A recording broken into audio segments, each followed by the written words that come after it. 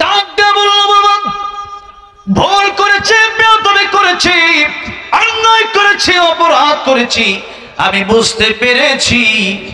ও বাবা, যেখানে যাব সেখানেই তো দেখি তোমার বন্ধু আগে, তোমার আত্মীয় স্বজন আগে।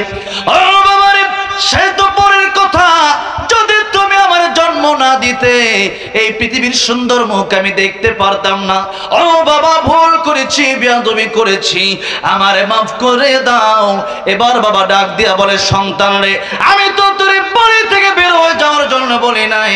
সন্তান রে, আমি তোর বাড়ি থেকে বের হওয়ার জন্য বলেছিলাম এই জন্য, যাতে করে তুই আমার কাছে ক্ষমা চাস। এই ক্ষমা আজকে তুই 1 সপ্তাহ পরে চাইলি, 1 সপ্তাহ আগে ক্ষমা চাইলে আমি বাবা তোরে মাফ করে দিতাম। সুবহানাল্লাহ। বাবার মনে মায় আল্লাহ দিলেন। বাবা কিন্তু আসলে কিন্তু বাড়ি থেকে বের হয়ে যাওয়ার জন্য বলে না, আসলে বাপ মা কি আসলে বাড়ি থেকে বের হয়ে যাওয়ার জন্য বলে নাকি সন্তানকে? সন্তান যেন মাফ চায়, সন্তান যেন তার ভুল স্বীকার করে। এই জন্যই বাবা বলে যে, সন্তান তুই একটু আমার কাছে মাফ চাইলে তো আগেই তোরে মাফ করে দিতাম। আমি জানি তুই আমার বাড়ি ছাড়া কই যাবি, আর কতদিন থাকবে, তোরা কেউ রাখবে না, 3 দিন 4 দিন 5 দিন বন্ধুদের পরে তোরা রাখবে না। এবার বাপে তারা সোমা দেয়, একবার কপালে, একবার ঠোঁটে, একবার গালে, বাড়িতে নিয়ে যায়, একবার করে নেয়, একবার নিচে নামে, একবার চিপস কিনা দেয়, একবার আইসক্রিম কিনা দেয়, একবার চকলেট কিনা দেয়। কত আদর, আদরের শেষ নাই, ঠিক না বেঠে?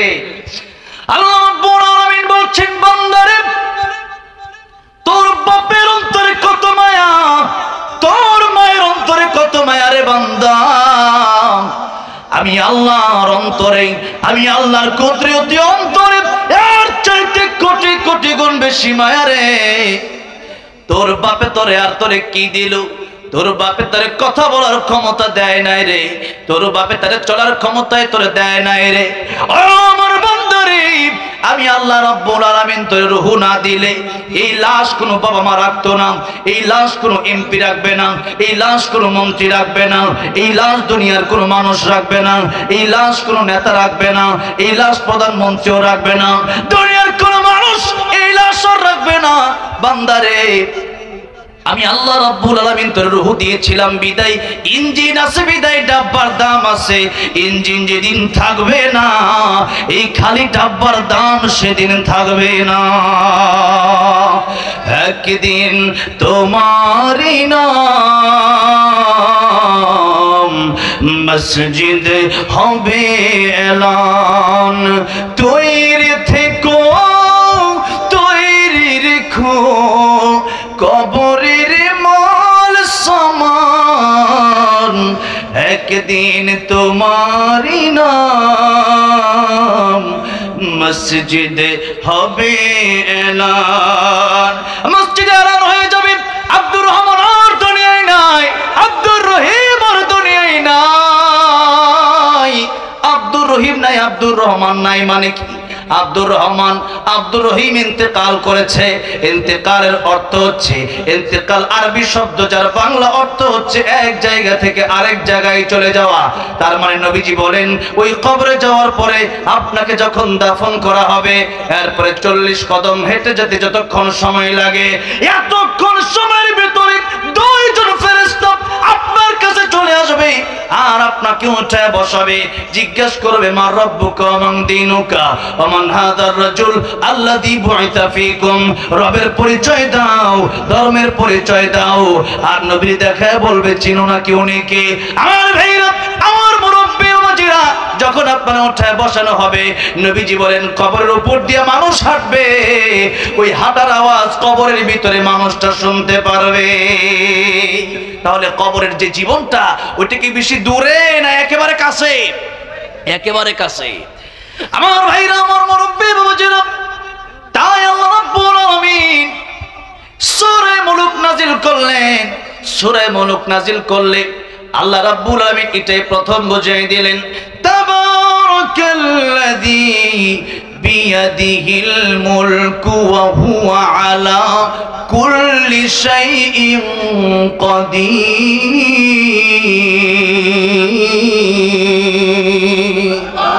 আল্লাহ রাব্বুল আলামিন বললেন, মহিমাময় সেই সত্তা যার হাতে গোটা রাজত্ব, তার মানে মূল মালিক গোটা রাজত্ব।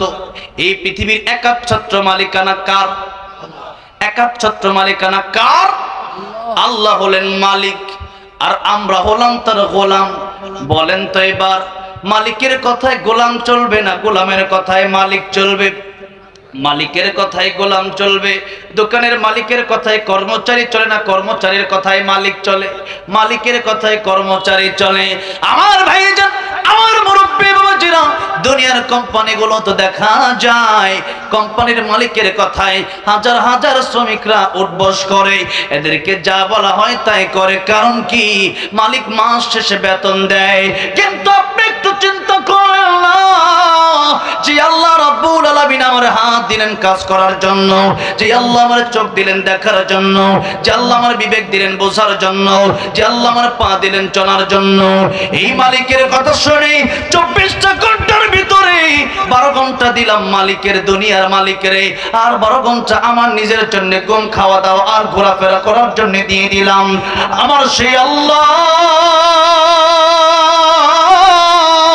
যে আল্লাহ আমারে বানাইছে, হাল আতা আলাল ইনসানি হিনুম মিনাদ দাহর লাম ইয়াকুন শাইআম মাযকুরা, যে আল্লাহ আমারে বানাইলো সেই আল্লাহরে আমি কয়টা ঘন্টা সময় দিলাম?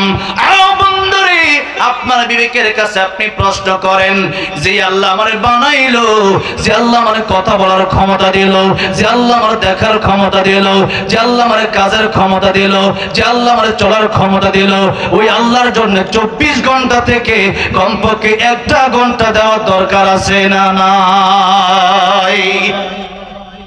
এই জন্য আযান যখন হয়ে যাবে, হাইয়া আলাস সালাহ হাইয়া আলাল ফালাহ আসসালাতু খায়রুম মিনান নাওম। কাবা ঘরে যখন আমি গেলাম, প্রথমে কাবা ঘরে যাওয়ার সময় এত গরম, গরমের কারণে ঠোঁটগুলো ফেটে যাচ্ছিল। বাংলাদেশে ফাটে শীতের কারণে ঠোঁট, আর আরবে গরমের কারণে ঠোঁটগুলো ফেটে যায়, এত গরম। এই গরমের কারণে একটা দোকানে আমি গেলাম একটা মেরিল কেনার জন্য, লিপজেল কেনার জন্য, একটা লিপজল দেওয়ার জন্য বললাম। দোকানটা খোলা, কিন্তু তিনি বললেন আমারে না, হাইয়া আলাস সালাহ হাইয়া আলাস সালাহ, নামাজের দিকে আসো, কোরআনের দিকে আসো, এখন মেরিল কেনার সময় না, দোকান খোলা থাকবে কিন্তু মেরিল তোমার আমি দেব না, তুমি যত লক্ষ টাকাই দাও মেরিল তোমার আমি দেব না। ও বাংলাদেশের মুসলমান, আজকে আপনি বাংলাদেশে জন্ম নিয়া মুসলমান তো দাবি করেন, নামাজের সময় নামাজে যান না, কোরআন তেলাওয়াত জিজ্ঞেস করলে আপনি কোরআন পারেন না, দুনিয়ার জন্য সব কিছু করলেন, আল্লাহর জন্য আপনি কি করলেন? জীবন তো চলে গেল, 60 বছর 70 বছর অনেকে পার হয়ে গেল, এরপরও আপনার মুখে আপনি দাড়িটা কেন রাখলেন না? আপনার বউটা এখনো কেন পর্দা করে না? আপনার মেয়েটা এখনো কেন পর্দা করে না? আপনার দোকানে এখনো কেন সুদ চলে? আপনি কেন এখনো ঘুষ খান? আপনি কেন এখনো নেশা করেন? আপনি কেন এখনো মদ পান করেন? আপনি কেন এখনো সিগারেট খান? আপনি কেন এখনো নামাজে যান না? মনে কি হয় না যে আমার মরতে হবে? এই হাটি কুমরুলের, এই সিরাজগঞ্জের হাটি কুমরুলের মোড়ে কত মানুষ অ্যাক্সিডেন্ট হয়ে মারা গেল। আমি আর আপনি আজকে ওয়াজ মাহফিল শেষ করে বাড়িতে যেতে পারবো, এই গ্যারান্টি আমার আছে নাকি? এই গ্যারান্টি আমারও নাই। আপনি আসলে বাড়িতে যেতে পারবেন সেই গ্যারান্টি আপনারও নাই, আমারও গ্যারান্টি নাই, আপনারও গ্যারান্টি নাই। গ্যারান্টি যেহেতু নাই, কিন্তু একটা জীবনের গ্যারান্টি আছে। আল্লাহ রাব্বুল আলামিন বললেন, তুম্মা ইউমিতুকুম সুম্মা ইউহয়িকুম সুম্মা ইলাইহি তুরজাউন। ও বান্দারে, তোর জীবন আমি আল্লাহ রাব্বুল আলামিন দিলাম, এই জীবন থেকে পরকালে তোমার যেতে হবে, এরপরে আমার কাছে আবার ফিরে আসতে হবে। ওইটাই হলো আসল জীবন। আসল জীবনের জন্য কিছু করলেন না, এই জীবনের শেষ আছে। বাড়ি করলেন, গাড়ি করলেন, টাকা পয়সা জমালেন, এখন যেদিন নতুন বিল্ডিং করছেন, ওই দিন যখন বিল্ডিং গিয়ে পা দিবেন, আপনি দেখলেন মালাকুল মউত আজরাইল হাজির হয়ে গেছে। আপনি বললেন, মালাকুল মউত আমার একটু সময়ের জন্য, একটা মিনিটের জন্য বাড়িতে একটু ঘুরে আসার সুযোগ কি দেওয়া যায় না? আজরাইল বলবেন, না না, ইদা জাআ আজালুহুম লা ইস্তাখিরুনা সাআতান ওয়া লা ইস্তাকদিমুন। মরণের সময় যখন হয়ে গেছে, 8 সেকেন্ড দেরি আর করা হবে না। এখনই সময়, বাড়িতে ঢোকার সময় আল্লাহ রাব্বুল আলামিন তোমার দেয় নাই। এই কথা যদি বলে আপনি কি 1 মিনিট সময় পাবেন নাকি? সময় নাই, সময় নাই। আমার বন্ধুরে, আমার মুরব্বী বাবা জিরারে, এই দুনিয়াতে আল্লাহ রাব্বুল আলামিন আমারে পরীক্ষা করার জন্য পাঠালেন, আপনারে পরীক্ষা করার জন্য আল্লাহ রাব্বুল আলামিন পাঠালেন। আল্লাহ রাব্বুল আলামিন সূরা মুলুকের 2 নম্বর আয়াতে বললেন, আল্লাযী খালাকাল মাউতা ওয়াল হায়াতা লিয়াবলুয়াকুম আইয়ুকুম আহসানু আমালা। বান্দারে, আমি আল্লাহ মউত সৃষ্টি করলাম, আমি আল্লাহ হায়াত সৃষ্টি করলাম। এই মউতের কথা আল্লাহ আগে বললেন। এর 2টা কারণ, জোরে বলেন কয়টা কারণ? 2টা কারণ। 1 নম্বর কারণ হচ্ছে আগে আমরা ছিলাম মৃত। মৃত মানুষ দুনিয়াতে জন্ম নেয় কি নেয় না? দুনিয়াতে যদি মৃত লাশ জন্ম নেয়, ওইটা কি বাপ মা রাখে নাকি? ওইটা দাফন করে দেয়, ওইটা মাটিতে পুঁতে দেয়। কারণ কোনো দরকার নাই যে স্ত্রীর জন্য আপনি এত পাগল। এই স্ত্রীকে যদি আপনি বলেন, স্ত্রী রে, আমার ছাড়া তুমি একটা দিন একটা রাত থাকতে পারো না, আমি তোমার জীবনে কি না দিলাম। ওই স্ত্রী রে, আমারে তুমি একটা রাত তোমার সাথে থাকার সুযোগ করে দিবা। স্ত্রী বলবে মরার পরে তোমার কোনো জায়গা নাই। আর যদি বলে হ্যাঁ ঠিক আছে, তোমার আমি অনেক ভালোবাসি, মরার পরে আমি তোমার জায়গা দেব। কিন্তু দেখা যায় না, না, পৃথিবীর কোন স্ত্রী কোন স্বামীর মৃত্যুর পরে আর জায়গা দেয় না। পৃথিবীর কোন মা বাপ তার সন্তানের মৃত্যুর পর জায়গা দেয় না। পৃথিবীর কোন সন্তান তার মা বাবার মৃত্যুর পর জায়গা দেয় না। কারণ জানে আব্দুর রহমানের ইন্তেকাল হয়ে গেছে, মানে এক জায়গা ছেড়ে আব্দুর রহমান আরেক জায়গায় চলে গেল। আব্দুর রহিমের ইন্তেকাল হয়ে গেল। আব্দুর রহিম ইন্তেকাল করে দুনিয়া থেকে কবরে চলে গেছে। তার খালি ডাব্বার কোনো দাম নাই। খালি ডাব্বা রাখলে এটা পচে যাবে, গলে যাবে, আমার বাড়িঘর নষ্ট হয়ে যাবে। বলো তো, বাড়িঘর তো তার না, বাড়িঘর তো আপনার। কিন্তু বাড়িঘর আপনার কি হলে কি হবে? আল্লাহ রাব্বুল আলামিন বলেন, ইয়াউমা লা ইয়ানফা'ু মালুন ওয়ালা বানুন ইল্লা মান আতাল্লাহা বিকলবিন সালিম। আমি আল্লাহর কাছে সম্পদের কোনো কাজ আসবে না, সন্তানাদি কোনো কাজে আসবে না। আমি আল্লাহ রাব্বুল আলামিনের কাছে তোমার ভালো একটা অন্তর যদি থাকে, ওইটা কাজে আসবে। এই জন্য মুসলমান এই দেহের জন্য দুনিয়াতে বাড়িঘর কম বানায়া আখিরাতের জন্য বাড়ি বানানোর দরকার আছে না নাই? আখিরাতের ঈমান নিয়ে লিয়াবলুয়াকুম আইয়ুকুম আহসানু আমালা, সবচাইতে কম ঈমান যারা হবে এই দুনিয়ায় পরীক্ষায় দিয়া যারা 33 নম্বরে পাস করে, এরাও তো পাস। এরকম কম পাস যারা করবে, কম নাম্বার যারা পাবে, এদের ঈমান হচ্ছে সবচেয়ে কম ঈমান। এই পৃথিবীতে যার সবচেয়ে কম ঈমান হবে, বুখারী শরীফের হাদিসে এসেছে, আল্লাহর নবী বিশ্ব নবী রাহমাতুল লিল আলামিন বলেছেন, তারে জাহান্নামে পুরানো হবে। কত কোটি কোটি বছর সে জাহান্নামে জ্বলবে, এটা আমরা বলতে পারি না, এটা আমার আল্লাহই ভালো জানে। এবার সেই ব্যক্তি জাহান্নাম থেকে আমার আল্লাহর ডাক দিয়া বলবে, আয় আল্লাহ, তুমি রহমান, তুমি রহিম, তুমি গফফার। আল্লাহ গো, জাহান্নাম থেকে কি আমার একটু মুক্তি দেওয়া যায় না? আমার জান্নাতে যাওয়ার কোনো দরকার নাই। এবার আল্লাহ রাব্বুল আলামিন তারে জাহান্নাম থেকে বের করে আনবেন। জাহান্নাম থেকে বের করে আনার পরে আল্লাহ রাব্বুল আলামিনকে বলবেন, আল্লাহ এখানেও আমার ভালো লাগে না, আল্লাহ জান্নাতের একটু কাছে কি আমার নেওয়া যায় না? আল্লাহ বলবেন, এটাই তোর শেষ আবদার। এবার বান্দা ডেকে বলবে, আল্লাহ এটাই আমার শেষ আবদার। অনেক লম্বা ঘটনা, একটু একটু করে বান্দা আগায়। এবার বান্দা জান্নাতের কাছে যাওয়ার পরে বান্দা শুনতে পারবে জান্নাতের ভিতরে কিচিরমিচির আওয়াজ হয়, পাখির আওয়াজ হয়, কত সুন্দর আওয়াজ। যেই আওয়াজ জীবনে কোনোদিন কোনো কান শুনে নাই, যে নিয়ামত কোনোদিন কোনো চোখ দেখে নাই, যে নিয়ামত কোনোদিন কোনো মন অন্তর কল্পনা করে নাই। এত সুন্দর আওয়াজ শোনার পরে আল্লাহ রাব্বুল আলামিনকে ডাক দেয়া বলবেন, আল্লাহ রাব্বুল আলামিন আমারে কি একটু জান্নাতে যাওয়ার সুযোগ দেওয়া যায়? যাব, আবার আমি বের হয়ে চলে আসব। জোরে বলা যাবে না সুবহানাল্লাহ? الذي خلق الموت والحياة ليبلوكم أيكم أحسن عملا وهو العزيز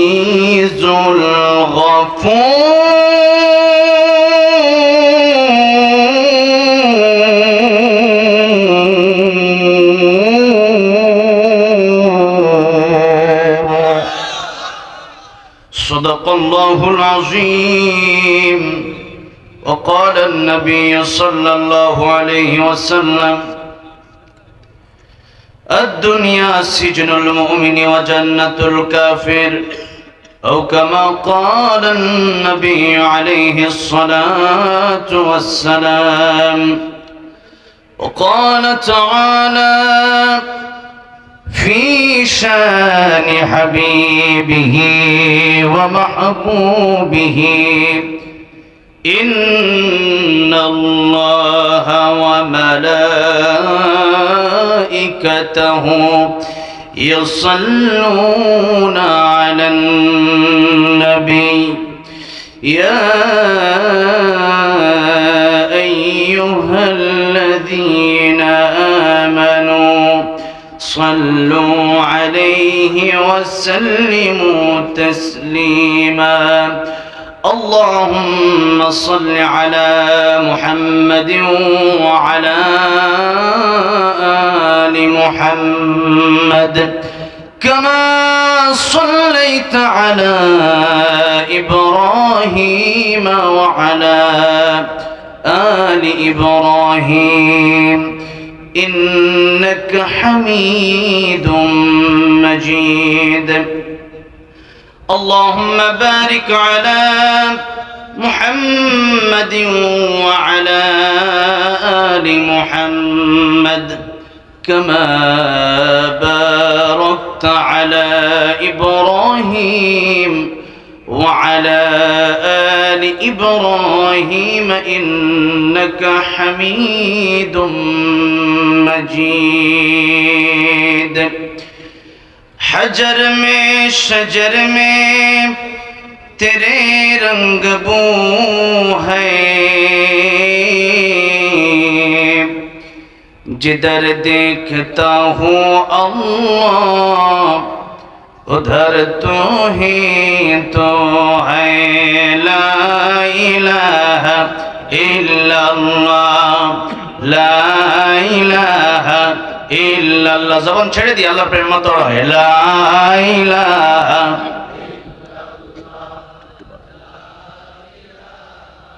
ইল্লাল্লাহ লা ইলাহা ইল্লাল্লাহ লা ইলাহা ইল্লাল্লাহ লা ইলাহা ইল্লাল্লাহ মুহাম্মাদুর রাসূলুল্লাহ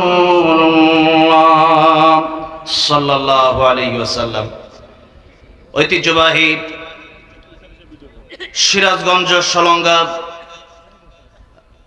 হাজী কুমরুল রাধানগর পূর্বপাড়া জামে মসজিদের উন্নতি কল্পে আজ সিরাজগঞ্জ রোড হাজী কুমরুল ইন্টারচেঞ্জ হাইওয়ে থানার উত্তর পাশে মাহফিল হচ্ছে। কত সুন্দর, কোনো বাধা আছে? এটাকেই বলা হয় স্বাধীনতা, ঠিক না বে ঠিক? আলহামদুলিল্লাহ। এক সময় আমরা থানা থেকে 20 কিলো 50 কিলো দূরে মাহফিল করেছি, সেই মাহফিলে বাধা দিয়েছে স্বৈরাচারের গোষ্ঠীরা। সেই মাহফিলগুলোতে বাধা দিয়েছে ওসিডি সিএসপি, ঠিক না বে ঠিক? আজকে হাইওয়ে থানার উত্তর পার্শ্বে সিরাজগঞ্জ হাটি কুমরুল মাহফিল হচ্ছে। কোন বাপের বেটার ক্ষমতা নেই আল্লাহর কোনের মাহফিল বন্ধ করতে, ঠিক না বে ঠিক? যে মাহফিল বন্ধ করতে আসবে হাত ভেঙে দেওয়া হবে। আজ আছে কারা দু হাত আলাদা উঠে দেখা। নারে তাকবীর, নারে তাকবীর। আল কোরআনের আলো দুনিয়ার মুসলিম, ভারতের দালালেরা হুশিয়ার সাবধান। নারে তাকবীর। কোরআনের মাহফিলে কথা বলার জন্য আগে ডিসির কাছে, এসপির কাছে, ওসির কাছে, নেতার কাছে, খেতার কাছে যাওয়া লাগতো। সেই দিন আর নাই।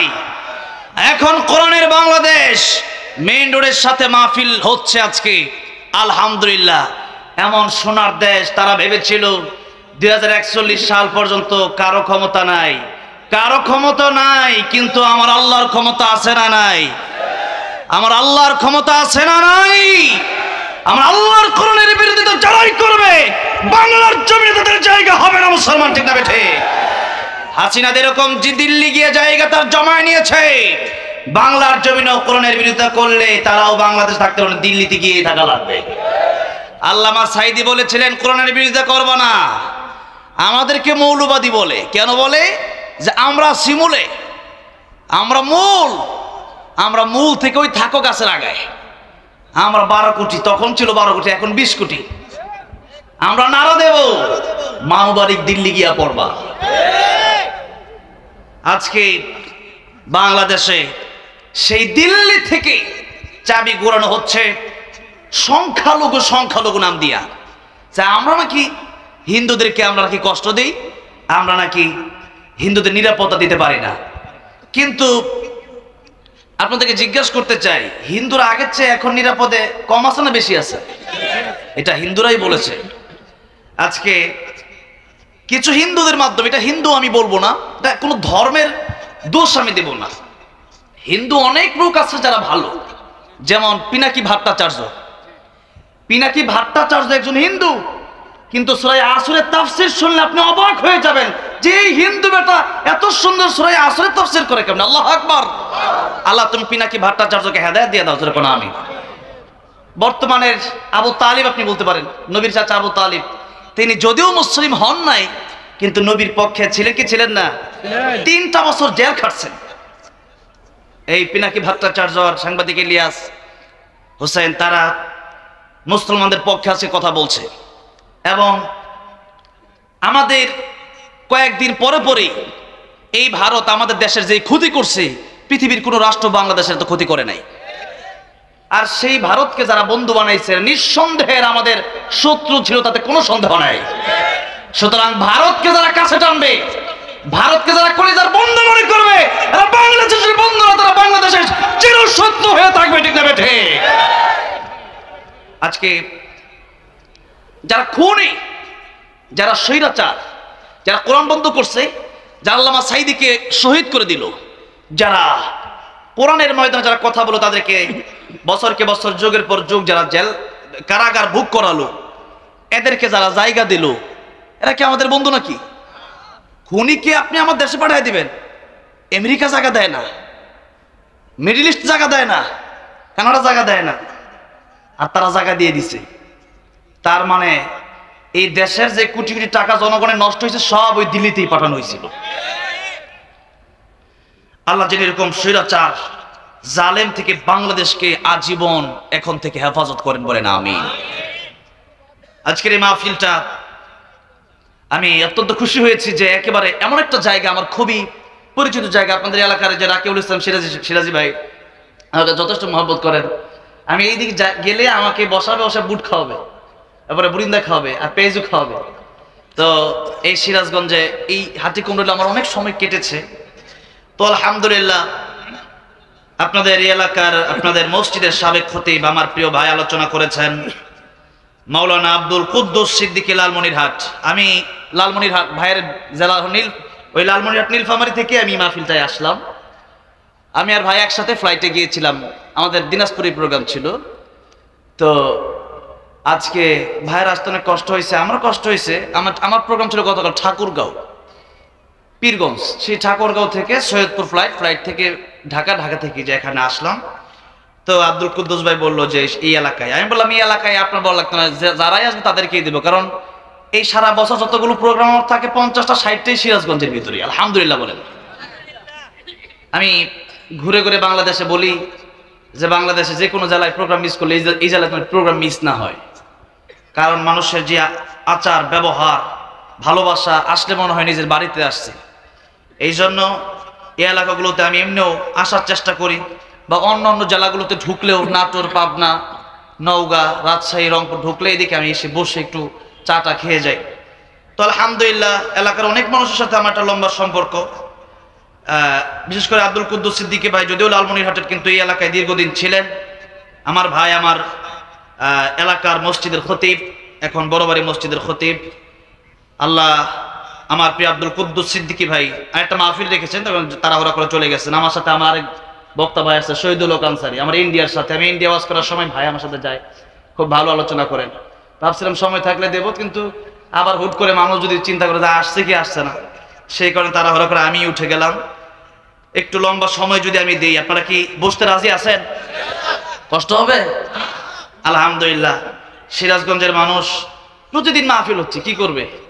প্রতিদিন 5টা 7টা করে, যে রাস্তায় আসতে কতগুলো মাহফিল যে আপনি যাবেন আর দেখবেন 10 কিলো পরে পরে মাহফিল। আলহামদুলিল্লাহ। তো এই জন্য মুসলমান আমরা, ইমানদার আমরা, আমাদের এই সময়টা আসছি, আল্লাহ আমাদেরকে দিয়েছে কোরআনকে, আল্লাহকে সময় দেওয়ার জন্য, কোরআনকে সময় দেওয়ার জন্য, কোরআনের আইনগুলো মেনে নেওয়ার জন্য। এই জন্য আমরা যতক্ষণ থাকবো আল্লাহর ভালোবাসায় থাকবো। এক একটা আয়াত শুনবো, আল্লাহ 100 রাকাত নফল নামাজ পড়লে যে সওয়াব হতো, এক একটা আয়াত যদি আপনি শিখে যেতে বাড়িতে যেতে পারেন, আল্লাহ 100 রাকাত নফলের চাইতে বেশি সওয়াব দিয়ে দিবে। আপনারা কি কেউ আছেন নাকি যে প্রতিদিন 100 রাকাত নফল নামাজ পড়েন? আছেন? আমাদের দেশে আগে একজন ছিল, তিনি 70-80 রাকাত করে তাহাজ্জুদ পড়তো। আমরা 10 রাকাত পড়তে পারি না, উনি 70-80 রাকাত করে পড়ে ফেলায়। আবার সৌদি গিয়া দেখি কাবা শরীফের পাশে সিগারেটও খায়। আল্লাহ, পালাইছে, এখন তো দেশে নাই। যেটি কইছে পালাবো না, ওটি পালাইছে। ঠিক না ভাই? ঠিক। তাহলে 100 রাকাত করে নফল নামাজ আমাদের আমল নামায় আসবে যদি এক একটা আয়াত শিখে যেতে পারি। আমি আমার আলোচনাগুলোর ভিতরে আমি আল্লামা সাইদিকে ফলো করি। কাকে ফলো করি? আল্লামা সাইদি রহমতুল্লাহ আলাইহি। আল্লামা সাইদির চেয়ে বড় মুফাসসির বাংলাদেশে আমি কাউকে মনে করি না। আপনারা কি মনে করেন নাকি? আপনারা মনে করলেও আমি মনে করি না, কারণ বাংলাদেশে সবচেয়ে বেশি কোরআনের আয়াত যিনি বলতেন, কোরআনের তাফসির যিনি করতেন, আসলে যিনি তাফসির করতেন, তিনি হচ্ছেন আল্লামা সাইদি কোরআনের পাখি। ঠিক না বেটা? হক কথাগুলো তিনি বলতেন।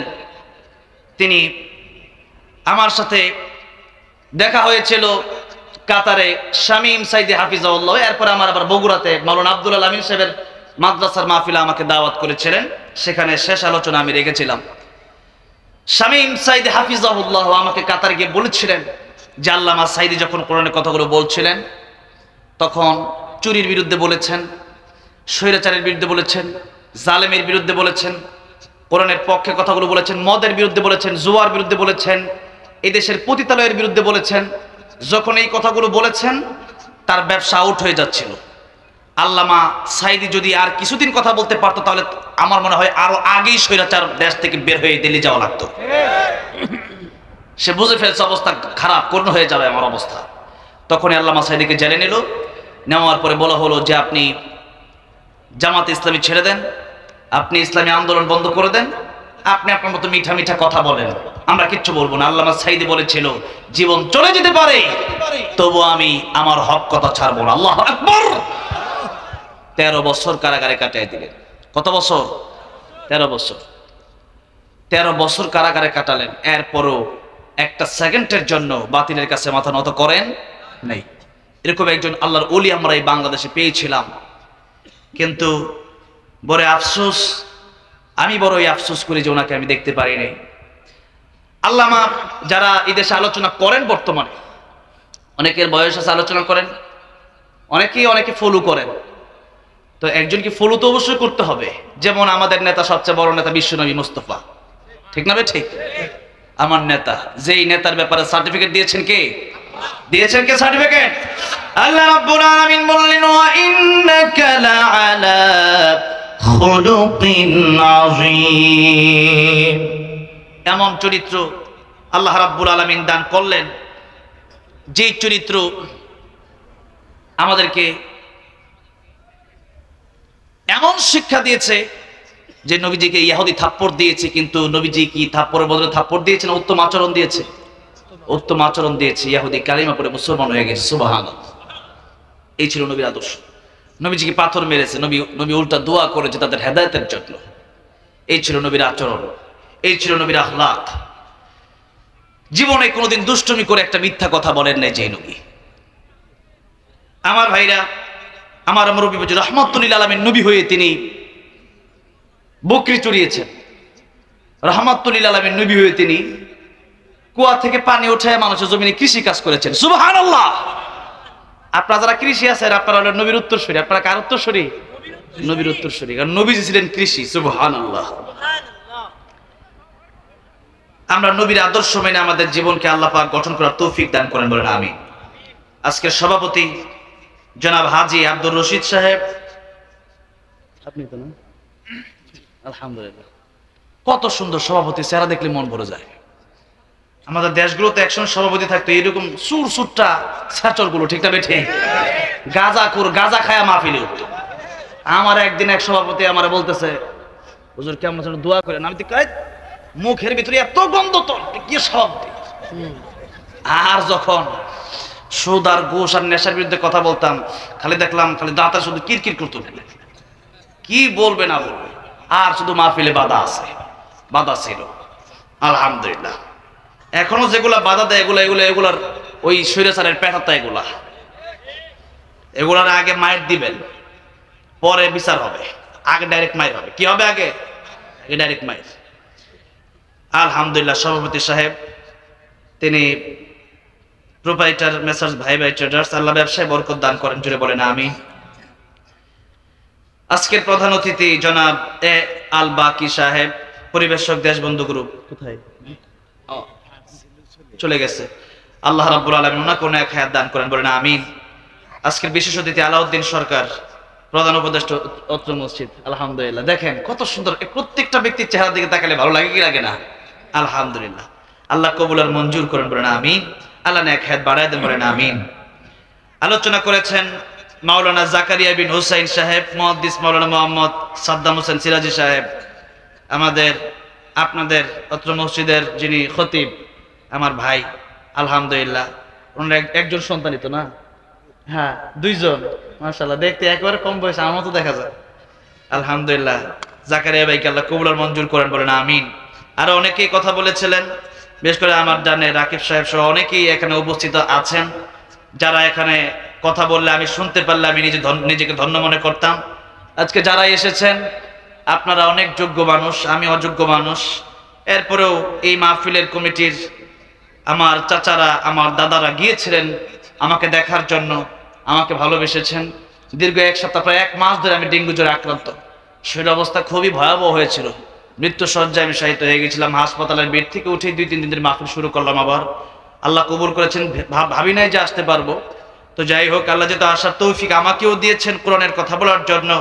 আপনাদের কেউ বিছানা নাই, ভালো কম্বল নাই, ভালো একটা কাঁথা নাই, ল্যাপ নাই, ভালো একটা শিমুলতলার বালিশ নাই, খিচুড়ি নাই, বিরিয়ানি নাই, টাকা পয়সা নাই।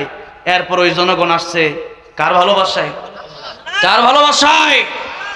আল্লামা সাইদি এটাই বলেছিলেন, জনগণ আল্লামা সাইদির ভালোবাসায় আসে না, জনগণ আসে আল্লাহর কোরআনের ভালোবাসা, ঠিক না বেঠে?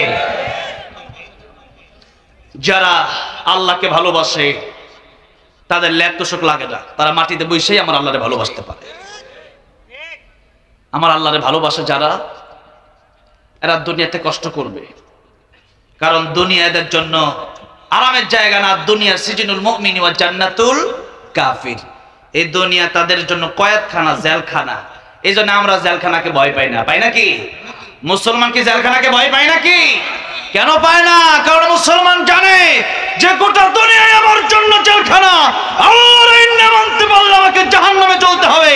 আমাকে যদি জান্নাতে যেতে হয়, জেল আসতে পারে, জুলুম আসতে পারে, হামলা আসতে পারে, মামলা আসতে পারে, আল্লাহর কোরআন থেকে মুসলমান 1 সেকেন্ডের জন্য পিছপা হবে না, হবে না, হবে না। আমার ভাইরা, আমার মুরব্বী বাবাজিরা, আল্লাহর কোরআনের ভালোবাসা, আল্লাহর ভালোবাসা আমাদের অন্তরে সবচেয়ে বেশি। কারণ এখানে আমরা যারাই বসে আছি, আমরা কি ইমানদার না বেঈমান? কি বলেন? আচ্ছা, আমি তো বুঝতেছি না এত কম আওয়াজ কেমনে হয়। আর শোনেন না, দূরে না, মুমিনের আওয়াজটা। আল্লামা সাইদির আরেকটা কথা আমার মনে পড়ে গেছে। আল্লামা সাইদি বলেছিলেন, মুমিন যারা হবে, আমরা বিড়ালের মতো 500 বছর বেঁচে থাকার কোনো লাভ নাই। সিংহের মতো 1 ঘন্টা বসতে চায়, রাজি আছেন কাকা? 2 হাত উঠে দেখান।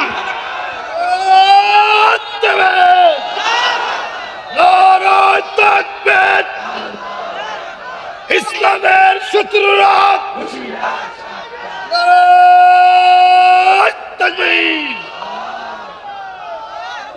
আমার ভাইরা, আমার মুরব্বী বাবাজিরা,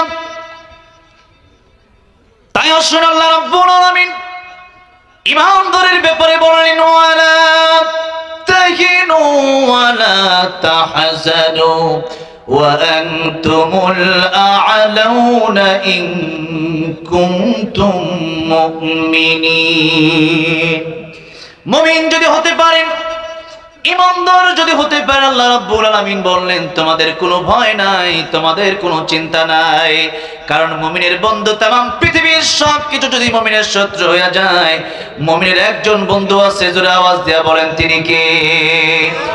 ইন্নামা ওয়ালিয়ুকুমুল্লাহু ওয়া রাসূলুহু ওয়াল্লাযীনা আমানুল্লাযীনা ইউকিমুনাস সালাত ওয়া ইউতুনাজ যাকাতা ওয়া হুম রাকিউন। আল্লাহু আকবার। আল্লাহ বলেন ইমানদারের বন্ধু হবে তিনজন, জোরে আওয়াজ করে বলেন বন্ধু হবে কয়জন? এক নম্বরে আমাদের বন্ধু হবে আল্লাহ। এক নম্বরে আমাদের বন্ধু হবে কে? কারণ এই দুনিয়ায় এই যে আমি কথা বলছি, আপনি কথা শুনছেন, যারা দাঁড়ায় আছেন পা দিয়া, যারা বসে আছেন, এই যে শুনছেন, এই যে বলছি, বলার ক্ষমতা দিলেন কে? চলার ক্ষমতা দিলেন কে? আমাদেরকে বানালেন কে? এই সব কিছু যেহেতু আল্লাহ রাব্বুল আলামিন দিলেন, আল্লাহ রাব্বুল আলামিন বললেন ইয়া মা'শারাল জিন্নি ওয়াল ইনসি ইন ইসতাতা'তুম আন তানফুযু মিন আকতারিস সামাওয়াতি ওয়াল আরদি ফানফুযু লা তানফুযুনা ইল্লা বিসুলতান। সবাই আমার সাথে ঠোঁট মিলিয়ে পড়েন ফাবিআই আলাই রাব্বিকুমা তুকাযযিবান। আল্লাহ রাব্বুল আলামিন বললেন যদি আমি তোমাদেরকে বলার ক্ষমতা দিয়ে থাকি, চলার ক্ষমতা দিয়ে থাকি, আর আমার আইন তোমাদের কাছে ভালো না লাগে, আমার কোরআন তোমাদের কাছে ভালো না লাগে, আমার রাষ্ট্র ব্যবস্থা তোমাদের কাছে ভালো না লাগে, যাদের কাছে কোরআন ভালো লাগবে না, আল্লাহর কোরআনের আয়াতগুলো যাদের কাছে ভালো লাগবে না, আল্লাহকে যার ভালো লাগে না, আল্লাহ বলেন আমার দুনিয়ায়, আমার আকাশের নিচে, আমার জমির উপর থাকার জায়গা তো নাই। ঠিক না ঠিক? এই জন্য আমি জিজ্ঞাসা করতে চাই, এই বাংলাদেশের আকাশ জমিন কার? আর সেই দিল্লির আকাশ জমিন কার? গুজরাটের আকাশ জমিন কার? সুতরাং বাংলাদেশ থেকে দিল্লি পালায় গেলে আল্লাহর আকাশ জমিন ছাড়া হবে না। আল্লাহর আইন যদি, আল্লাহর কোরআন যদি কারোর কাছে ভালো না লাগে, আল্লাহর আকাশ জমিন থেকে বের হয়ে যাও। ঠিক না ঠিক? আর আল্লাহর আকাশ জমিন থেকে বের হয়ে যাওয়ার মতো কোনো জায়গা আমাদের নাই, আছে নাকি? আল্লাহর আকাশ জমিন ছেড়ে বের হয়ে যাওয়ার মতো কোনো জায়গা আমাদের নাই। আল্লাহর আকাশ জমিন ছেড়ে বের হয়ে আপনি যাবেন কোথায়? অন্য গ্রহ যদি আপনি যান, মঙ্গল গ্রহ কার? সূর্য কার? চন্দ্র কার? বুধ গ্রহ কার? যা কিছু সবই তো আল্লাহর, আমারই তো বানাইছে আল্লাহ। ঠিক না বে ঠিক? বাপে সন্তানরে কইছে তুই বেয়াদবি করছ, বের হয়ে যা, বাইতে বের হ। সন্তান কয় তোমার বাড়ি ছাড়া জায়গা নাই, ক যা, কই যাবি যা, নানির বাড়ি। বাপে কয় তোর নানির বাড়ি হওয়ার আগে এটা আমার শ্বশুর বাড়ি, যেই ছেলে আমার কথা শুনে না বের হোক, ওই ছেলে আমার শ্বশুর বাড়িতে থাকতে পারবে না। কারণ নানির বাড়ি আগে না শ্বশুর বাড়ি আগে? বাপে যদি বিয়ে না করতো তাহলে কি তার নানির বাড়ি হইতো? হইতো না। বাপে কয় না, আমার শ্বশুর বাড়ি আগে, তোর নানির বাড়ি পরে, যা, যে ছেলে আমার কথা শুনে না আমার শ্বশুর বাড়ি থেকে বের হয়ে যায়। এবার ছেলে কয় তোমার শ্বশুর বাড়ি ছাড়া কি যাওয়ার আর জায়গা নাই? এবার গেছে খালার বাড়ি। বাপে গিয়া কয় এটা আমার শালির বাড়ি, এটা আমার ভাইরার বাড়ি, তোর খালার বাড়ি পরে, তোর খালুর বাড়ি পরে, আগে আমার। ঠিক না ঠিক? যে ছেলে আমার কথা শোনা না, ওই ছেলে বের হয়ে যা, আমার শালির বাড়ি থাকার জায়গা নাই। এবার কয় তোমার শালির বাড়ি ছাড়া, তোমার ভাইরার বাড়ি ছাড়া কি আর জায়গা নাই? এবার গেল ফুফুর বাড়ি। কি সামনে গেল না পিছে গেল? কাছে গেল না দূরে গেল? কাছে গেছে। আগে তো ছিল হ্যাঁ দুঃসম্পর্ক, এটা তো রক্তের সম্পর্ক ছিল না। আর এখন ফুফুর বাড়ি, বাপের একবার রক্ত, হ্যাঁ মায়ের বাপের রক্তটা লেগে আছে, ফুফুর বাড়িতে আসছে। এরকম ঘটনা ঘটে নাই? অনেকেরই ঘটছে। এবার বাপে কয় এটা তোর ফুফুর বাড়ি পরে, আগে আমার বোনের বাড়ি। ঠিক না ঠিক? আগে আমার বোনের বাড়ি। যে ছেলে আমার কথা শুনে না, ওই ছেলে আমার বোনের বাড়ি থাকার অধিকার তার নাই। এবার তার হুঁশ ফিরে আসছে। আল্লাহ বলবেন বান্দারে তোর যাওয়ার সুযোগ আমি আল্লাহ রাব্বুল আলামিন দেব, কিন্তু তুই আবার বের হয়ে যাবি তো? বান্দা বলবে হ্যাঁ আল্লাহ আমি বের হয়ে যাব। এবার আল্লাহ রাব্বুল আলামিন তার একটু ঢোকার সুযোগ দিবে। যখন ঢোকার সুযোগ দিবে তখন দেখেন এই হাদিসটাকে মুহাদ্দিসিনে কেরামগণ বলেছেন হাসির হাদিস। কিসের হাদিস? হাসির হাদিস। কারণ এই বান্দাটা এমন একটা কথা বলবে যে কথাটা শুনে আমার আল্লাহ নিজেই হাসবে। কারণ সুবহানাল্লাহ, দেখেন আমার আল্লাহ হাসবে। এবার বান্দা বলে আল্লাহ আমার সবচেয়ে কম ঈমান, মানে আর কোন ঈমানদার জাহান্নামে নাই, ওই সবচেয়ে শেষ, সবার শেষে বের হলো এবং সবার শেষে জান্নাতে ঢুকলো। এবার এই লোকটাকে যখন আল্লাহ ঢোকার পারমিশন দিয়েই দিল, কিন্তু কথা ছিল কি যে লোকটা আবার জান্নাত থেকে বের হয়ে যাবে। ছিল কি ছিল না? ওয়াদা ছিল। কিন্তু বান্দা এবার জান্নাতে যাওয়ার পরে এখন আর বের হয় না। সুবহানাল্লাহ। আমার আল্লাহকে কিরে বেরোস না কেন? এবার বান্দা ডাক দেখো, আল্লাহ আমি যদি বের হয়ে যাই তুমি বলো তো আমার ওয়াদার দাম বেশি না তোমার ওয়াদার দাম বেশি?